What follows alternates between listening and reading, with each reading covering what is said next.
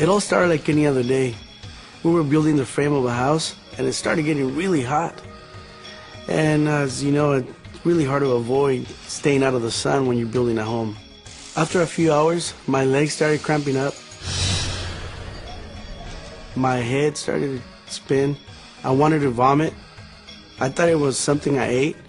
Later on, I found out I had collapsed. It's one of the easiest things to prevent. Yet, if action isn't taken early and quickly, it can be deadly. And it can happen just by working under the sun. Last summer, I was out in the field, and I noticed I began feeling really tired. I kept working though, because I wanted to pick as much as possible.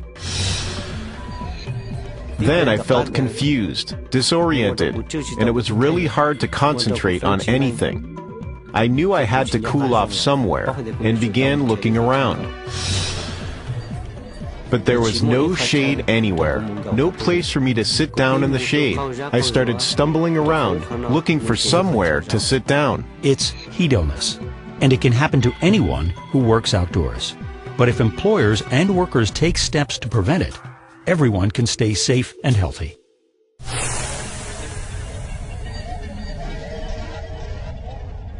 When you work outdoors doing physical work, especially when it's hot and humid, your body gets hot.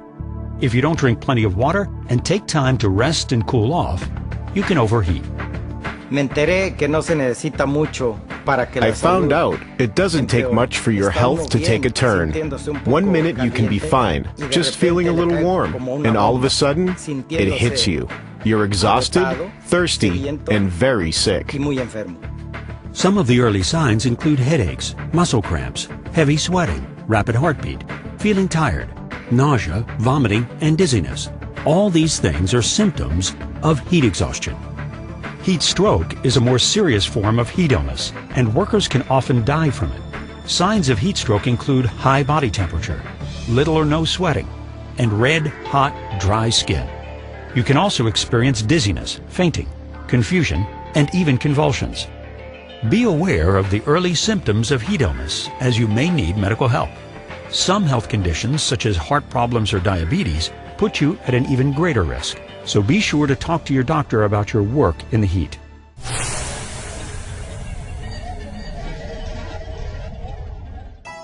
Fortunately, heat illness is easy to prevent, and the steps to prevent it should simply be part of the job. These include water, shade, rest, and training. Drink water often, even if you aren't thirsty. It's recommended that you drink 4 cups or 8 cones of water each hour when working in hot weather. Your employer is required to provide plenty of fresh, cool water during the workday. When I first heard that I needed to be drinking at least 4 cups or 8 cones of water every hour, it sounded like way too much. I thought that I'd have to take a lot of bathroom breaks. But being out in the sun, I sweat away most of the water I drink, so I'm not taking extra bathroom breaks after all. Make sure you rest in the shade. By law, you can ask for at least 5 minutes to rest and recover from heat, and your employer must provide shaded areas. Sometimes workers fear stopping to rest. They feel the pressure to work and earn more money, or want to show they are good, strong workers. But resting can actually make you more productive. As employers, we have to train our employees about heat illness, what we're doing on our site to prevent it, and how to respond in an emergency. It's worth it in the end to make sure everyone is well prepared. Employers need to train workers about heat illness and how to prevent it. Employers also need to plan for emergencies. This includes training workers on what steps to take if someone gets sick, who to call for medical help, and how to give clear directions to the worksite. Since we've learned what the signs are, we can now be alert for early symptoms in ourselves and in our coworkers. We also know what to do if one of us gets sick. It's important to act early, so be aware of early symptoms. Watch out for each other and know where you're working and who to call for medical help. At our site, we also change the way we do the work, like starting earlier in the morning to avoid the hot hours. I also give workers a lighter workload during their first 2 weeks so they can get used to working in the heat. My employees and I all wear light-colored clothing and hats to stay cool as well. I learned early on that when I make sure my employees are staying healthy and cool, their morale is up and they are more productive, and that benefits the whole company.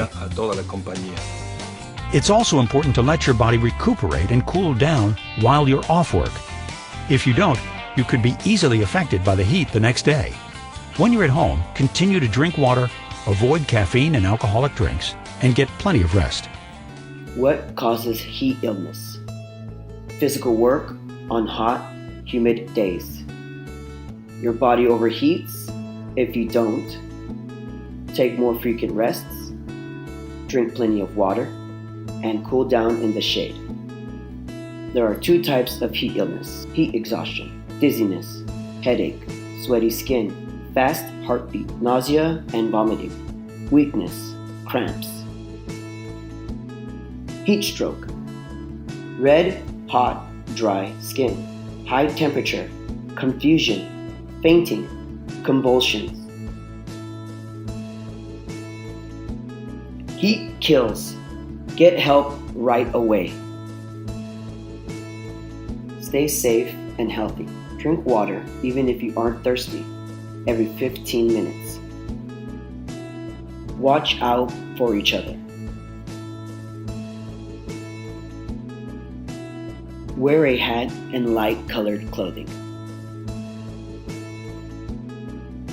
Know where you are working in case you need to call 911. Rest in the shade.